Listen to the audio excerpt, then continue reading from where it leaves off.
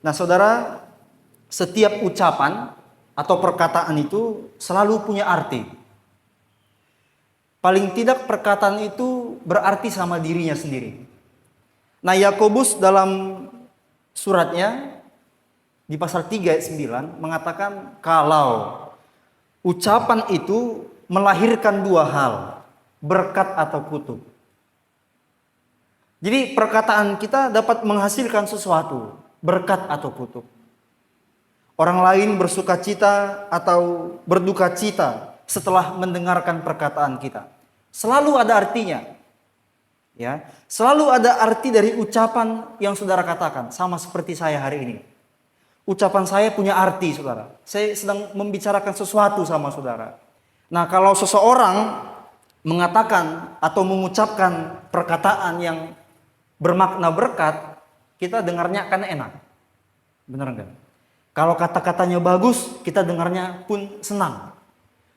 Mungkin perkataan itu enggak langsung ke kita, ke orang lain yang di dekat kita. Tapi pas orang lain ngomong dengan orang itu, dan pas dia ngomong kata-katanya enak, kita pun yang enggak menjadi tujuan pembicaraannya pun enak dengarnya.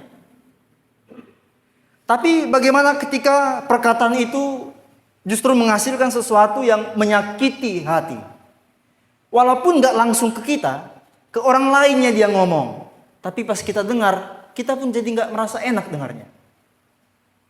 Nah pernah ada pemuda, dia ngomong ke orang lain. Perkataan yang gak baik. Nah saya pun mendengarnya gak enak saudara. Padahal bukan langsung ke saya. Apalagi seandainya perkataan itu langsung ke saya. Gak enak dengarnya. Dan kita malu dengarnya. Padahal gak langsung ke kita. Jadi artinya setiap ucapan itu punya arti. Entah apapun yang saudara bilang. Nah seperti yang sudah saudara lihat di flyer kita hari ini. Kita akan belajar dari perkataan pertama Yesus di atas kayu salib. Ada 7 perkataan Yesus di atas kayu salib. Ya, nah tentu keenam yang lain ketika saya punya kesempatan menyampaikan firman Tuhan, saya akan tentu kembali membahas apa yang Yesus katakan di atas kayu salib. Menurut teman-teman, mengapa kita perlu belajar dari perkataan Yesus di atas kayu salib? Mengapa kira-kira? Coba jawab dulu di hatinya. Saya kasih waktu 5 detik menjawab pertanyaan itu. Kira-kira hari ini mengapa kita perlu belajar tentang perkataan Yesus di atas kayu salib? Mengapa kita perlu memperhatikan perkataan Yesus di atas kayu salib agar kita diberkati? Itu yang pertama. Sebab perkataan ini bukan keluar dari manusia yang biasa. Keluar dari Tuhan juru selamat kita. Ya, ada berapa orang yang disalib di samping Yesus? Berapa? Ada 2 orang. Dua-duanya ngomong sesuatu di atas kayu salib. Tapi mengapa kita nggak perlu perhatikan apa yang dia dengar? Karena dia manusia biasa. Nah, mengapa kita perlu memperhatikan perkataan Yesus di atas kayu salib? Karena perkataan Yesus ini diucapkan ketika Yesus sedang mengalami penderitaan. Ya. Yesus sedang mengalami penderitaan. Maka pentinglah kita memperhatikan apa yang dia katakan. Sebab apa yang Yesus katakan ini bukan perkataan yang biasa. Kalau orang menderita, saudara, seperti yang saya sudah sebutkan hari Rabu kemarin.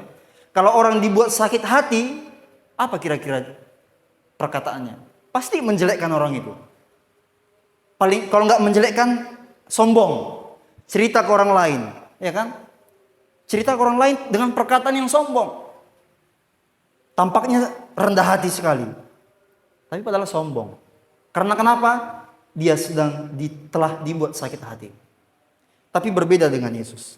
Nah hari ini kita akan belajar dari perkataan Yesus yang pertama di atas kayu salib.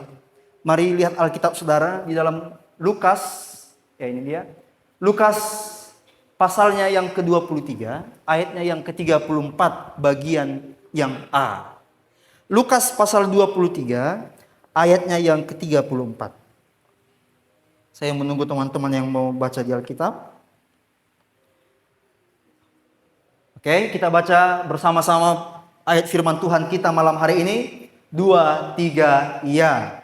Yesus berkata, sebab mereka tidak tahu apa yang mereka perbuat. Bagian A saja. Nah, ada begitu banyak proses yang telah dilewati Yesus sebelum akhirnya dia sampai di atas kayu salib. Ya. Ada banyak proses yang dilewati Yesus sebelum dia sampai di atas kayu salib. Nah, proses itu semua dimulai dari Taman Getsemani. Apa yang terjadi di Taman Getsemani? Ada yang tahu? Berdoa ya. Yesus ajak murid-muridnya berdoa malam-malam. Tapi semua ketiduran. Nah, ini jam-jam segini, jangan, kalau dosen saya bilang, jangan takut-takuti saya yang ngomong. Dengan apa? Menguap. Saudara, kalau saudara menguap, misalnya nggak ditutup, seram dilihat. Jadi kemanapun saudara ya, kalau pas ada orang depanmu berhadap-hadapan, pas nguap, karena seram. Ya. Nah, mereka diminta berdoa, tapi tidur. Semua dimulai dari situ. Saudara. Makanya Yesus katakan, kenapa kamu tidur? Kamu harus berjaga-jaga. Nah, jadi jarak antara Taman Getsemani, proses di sini, dengan di jalan salib atau Golgota, itu 9 sampai 12 jam. Jadi cepat perjalanannya. Nah, saudara, ini berarti tidak ada waktu untuk Yesus istirahat. Malam hari dia dibawa ke rumah imam besar, menghadap Pilatus, menghadap Herodes, kembali menghadap Pilatus. Lalu sebelum jam 9 Yesus dicambuk, dia dipukul. Lalu setelah badannya lemah, dia disuruh bawa salib ke bukit Golgota. Nah, coba bayangkan proses itu. Lalu ketika Yesus ada di kayu salib, dia mengatakan, "Ya Bapa, ampunilah mereka." Ini perkataan bukan perkataan biasa. Ada banyak proses yang telah Yesus lewati. Dan itu nggak mudah. Dia menjalani penderitaan. Dia nggak ada istirahat, nggak ada tidur. Sebagai manusia, saudara, udah nggak ada tidur, pagi-pagi dicambuki, dipukuli. Nah, gimana perasaan saudara? Kalau saudara kan enak, begadang malam-malam, pagi-pagi dibiarkan orang tua tidur. Yesus sudah nggak tidur, pagi-pagi kena pukul, kena ludahi, baru angkat salib lagi sampai ke Golgota. Itu proses yang nggak mudah. Sehingga ketika kita membaca perkataan ini, saudara, ini bukan perkataan yang biasa. Apalagi ini perkataan yang pertama. Ketika Yesus naik, ini perkataan yang pertama dia ucapkan. Ya, tentu hal ini tidak mungkin terjadi kalau Yesus itu orang biasa. Nah, saudara, banyak orang mengatakan di luar sana yang disalib itu bukan Yesus. Nanti coba saudara ketik di YouTube. Banyak nanti bermunculan itu. Yesus bukan yang disalib itu. Nah, saya bantu saudara menjawab. Gak mungkin orang mengatakan seperti ini kalau bukan Yesus itu yang disalib. Kita gak mungkin akan mengatakan ini. Panjang perjalanan penderitaan kita. Kalau bisa kita ludahi pun yang membuat kita sulit tadi. 9 jam, 12 jam. Ya. Tentu yang di atas salib itu adalah Yesus. Amin, saudara. Nah, dari perkataan ini kita akan belajar 2 hal. Bilang sama samping kiri kananmu, kita akan belajar 2 hal. Belum semua lagi, kita akan bawa pulang 2 hal. Yang pertama, saudara, Yesus menginginkan hidupmu. Ya.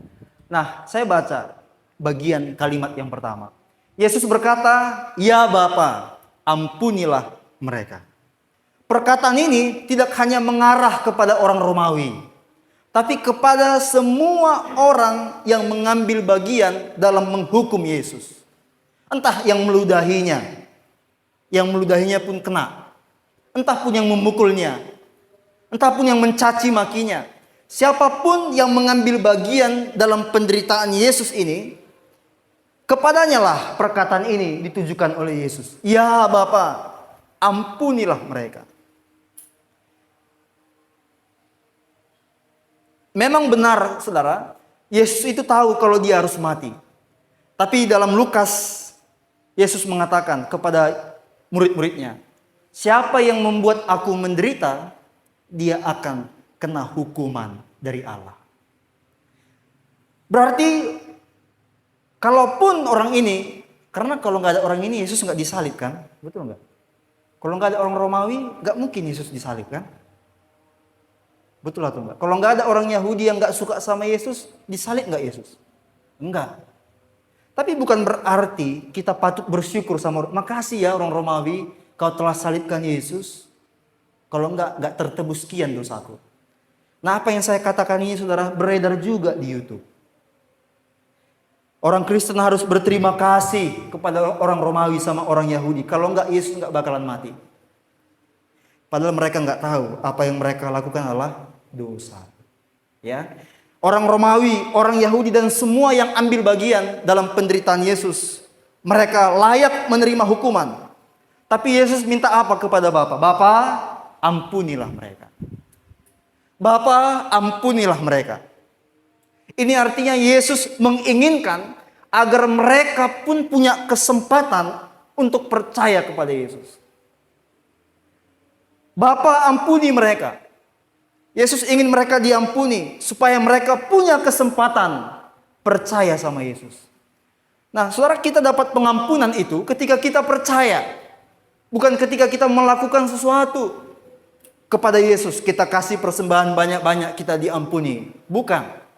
Tapi waktu kita percaya, maka apa yang layaknya kita dapatkan, hukuman, terlewatkan dari hidup kita. Karena kita percaya kepada Yesus. Nah, seharusnya orang-orang itu dihukum. Tapi Yesus menginginkan, Bapa, ampunilah mereka. Nah, percaya sama Yesus itu, saudara, itu bukan karena kita, tapi karena Roh Kudus. Jadi secara nggak langsung, Roh Kudus yang mengerjakan saudara percaya. Nah, inilah maksud Yesus, agar Bapa memberi mereka kesempatan untuk mereka percaya. Agar mereka diampuni. Nah, pemuda GPD kasih Bapa, begitu besar keinginan Yesus agar hidupmu pun menjadi miliknya. Begitu besar keinginan Yesus. Pengorbanan Yesus di atas kayu salib membuktikan, mendeklarasikan bahwa Yesus menginginkan hidupmu lebih dari siapapun. Yesus mau hidupmu. Hidup yang bagaimana? Hidupmu yang sekarang. Hidupmu yang sekarang yang diinginkan oleh Yesus. Pertanyaannya, bagaimana hidupmu sekarang? Sudah berapa pencapaian saudara hari ini? Apa yang sudah saudara lakukan sampai hari ini? Saudara orang yang rendah hati atau orang yang sombong? Hidup seperti itulah yang diinginkan oleh Yesus.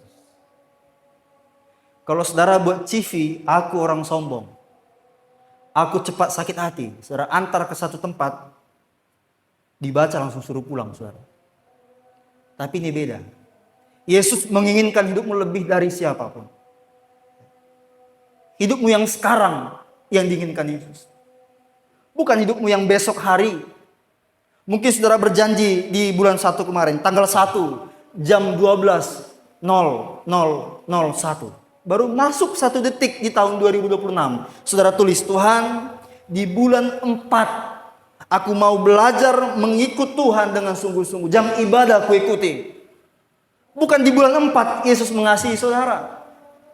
Tapi sebelum sampai saudara di bulan 4, Yesus sudah mau hidupmu. Belum sampai pun kau di mana kau dapat berubah. Baru di hari ini. Padahal besok kau janji berubah. Hari ini mungkin jam 8 pagi tadi saudara, sebelum pergi sekolah atau kuliah, kau ambil uang kakakmu, kau ambil uang orang tuamu. Tuhan, ini terakhir, besok aku berubah. Sebelum saudara masuk di hari esok, Yesus mau inginkan hidupmu yang hari ini.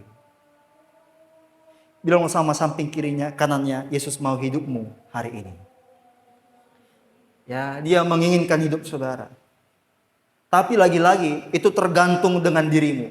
Engkau mau nggak merespon keinginan Tuhan yang besar agar hidupmu menjadi miliknya. Ya. Nah saudara, belum ada ajaran agama manapun yang mengatakan Allah mencari manusia. Kalaupun ada, nggak ada buktinya. Nah, tapi di sini sudah terbukti Yesus menginginkan manusia. Yesus mencari manusia. Dan itu tidak akan saudara dapatkan dimanapun kecuali di dalam Yesus. Oleh karena itu izinkan Yesus menguasai hidupmu.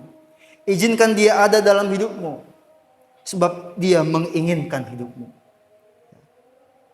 Saudara, gak sedikit banyak pemuda yang gak suka dengan hidupnya. Yang gak puas dengan hidupnya. Saya kalau dalam jam-jam doa saya merasa Tuhan belum apa-apa aku. Tolong aku Tuhan.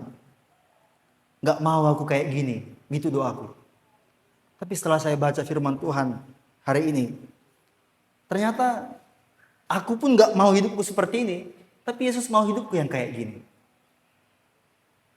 Ya, itulah arti perkataan Yesus yang pertama. Dia menginginkan hidupmu lebih dari siapapun. Bahkan mungkin lebih dari dirimu sendiri. Amin saudara. Yang kedua dan yang terakhir. Perbuatan tanda adalah tanda mengenal Yesus. Dari perkataan Yesus ini kita belajar kalau perbuatan itu adalah tanda orang mengenal Yesus. Nah saudara yang baca ayat ini 2, 3. Iya. Apa yang mereka perbuat. Mereka nggak tahu apa yang mereka siapa ini. Mereka tadi orang Romawi, orang Yahudi dan semua orang yang mengambil peran menghukum Yesus. Memukul Yesus, menganiaya Yesus, menyakiti Yesus. Yesus katakan apa? Mereka nggak tahu apa yang mereka perbuat. Nah, artinya saudara, orang-orang ini nggak kenal siapa Yesus. Orang-orang ini nggak tahu siapa Yesus. Yang meludahi Yesus tadi, yang menyakiti Yesus tadi, yang menghukum Yesus tadi. Mereka nggak tahu siapa itu Yesus. Nah kalau mereka tahu Yesus itu adalah Tuhan, pasti mereka nggak berbuat seperti ini. Kalau mereka tahu dan mereka kenal sifat-sifat dari Yesus, pasti mereka nggak akan berbuat apa yang telah mereka perbuat kepada Yesus. Saya mau cerita sama saudara ya. Tadi Maxwell baru cerita sama saya. Bang, sebenarnya ini dia bilang tadi. Aku mau jujur dulu sama abang. Ini serius saudara ya. Apa itu Wel? Tumben. Aku sebenarnya bang bukan orang keturunan biasa. Tiba-tiba dia ngomong itu tadi. Jadi keturunan apa kau? Aku ini anak pejabat bang. Ih, mana buktinya? Iya, aku ini anak pejabat. Kok baru tahu aku anak pejabat kau?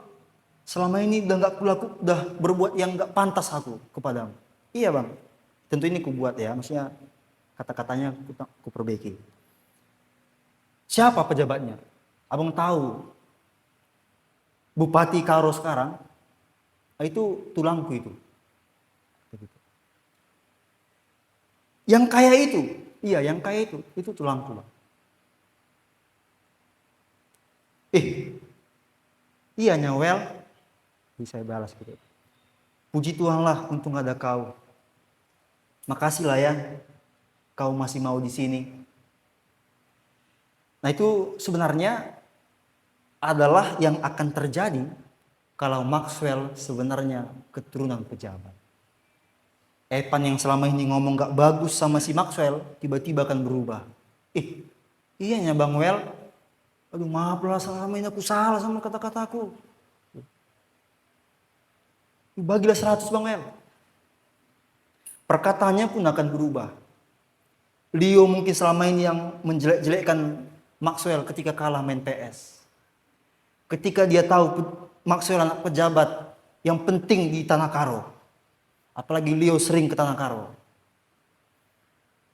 Iya Nyawel, ala mempesok. Menang pun kau buat kali ini. Sikap Leo pun berubah. Gara-gara Maxwell anak atau keturunan pejabat. atau punya darah pejabat. Nah saudara, maksud saya seperti ini. Orang-orang ini nggak tahu siapa Yesus. Kalau mereka tahu, tindakan mereka pun pasti berbeda. Ya. Nah, saudara, perbuatan itu tolak ukur kita mengenal Yesus. Perbuatan saudara itu tolak ukur saudara kenal Yesus atau enggak. Dari perbuatanmu. Mungkin selama ini saudara sebut saudara adalah orang yang mengenal Yesus. Tapi kalau saya melihat perbuatan saudara hari-hari terakhir, atau mungkin saudara sendiri menilai apa yang saudara lakukan hari-hari terakhir, betulkah saudara kenal Yesus? Dari setiap perbuatan demi perbuatanmu, dari sikapmu beberapa hari terakhir, betulkah saudara kenal Yesus? Dari apa yang saudara kerjakan hari-hari terakhir, bagaimana saudara menghabiskan waktumu di 24 jam dalam satu hari? Betulkah saudara kenal Yesus dengan bentuk seperti itu? Jadi pastikan perbuatan kita membuktikan kita kenal Yesus. Nah, Alkitab itu telah membantu kita bagaimana caranya mengetahui siapa Yesus. Alkitab yang saudara pegang itu membantu kita. Yesus itu siapa? Yesus itu sifatnya seperti apa? Saudara bisa baca Alkitab. Ataupun dengar khotbah. Siapa itu Yesus? Aku mau cari tahu siapa itu Yesus. Ada 66 kitab yang ada di Alkitab ini. 39 perjanjian lama, 27 perjanjian baru. Ada begitu banyak kitab yang membuktikan dan menceritakan siapa itu Yesus. Saudara bisa tahu Yesus itu.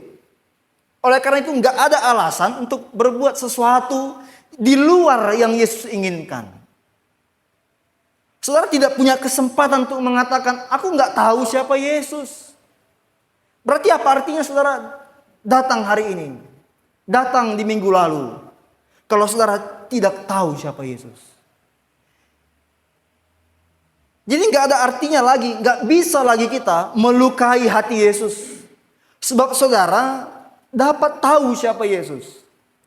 Saudara bisa baca siapa itu Yesus. Nah masalahnya seringkali perbuatan-perbuatan kita pun masih melukai Yesus. Padahal kita punya kesempatan yang besar lebih daripada orang-orang ini untuk mengenal siapa Yesus.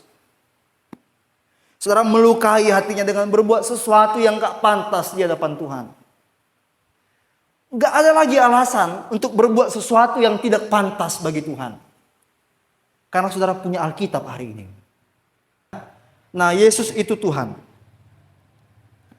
Yesus itu Tuhan. Alkitab yang berkata. Sifat-sifat Tuhan pun dicatat Alkitab. Kalau saudara tahu Yesus itu Tuhan, perhatikan perbuatan-perbuatan hidupmu. Sebab Dia Tuhan. Saudara tahu apa arti Tuhan? Dia dapat melakukan apapun yang gak dapat saudara lakukan. Itu Tuhan. Oleh karena itu perhatikan perbuatanmu. Sebab setiap perbuatanmu itu akan kau pertanggungjawabkan di hadapan Tuhan. Bukan di hadapan Pak Prabowo. Kalau di hadapan Pak Prabowo kita masih bisa nipu dia. Tapi ini di hadapan Tuhan. Dia pribadi yang berkuasa.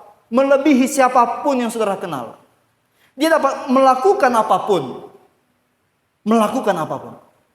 Nah makanya Yesus katakan, orang ini gak kenal siapa aku ya. Gak tahu orang ini siapa aku ya. Pantaslah perbuatan orang itu kayak gitu. Nah sebagai pemuda hari ini, saudara, kau tahu hari ini siapa itu Yesus? Coba tanya di samping kirimu, tahu kau siapa Yesus? Tanya saja, gak usah tunggu jawabannya. Ya. Nah kalau kau tahu siapa Yesus, perhatikan perbuatan-perbuatanmu. Oleh karena itu biarlah melalui perbuatan kita terbuktilah bahwa kita adalah orang yang mengenal Tuhan.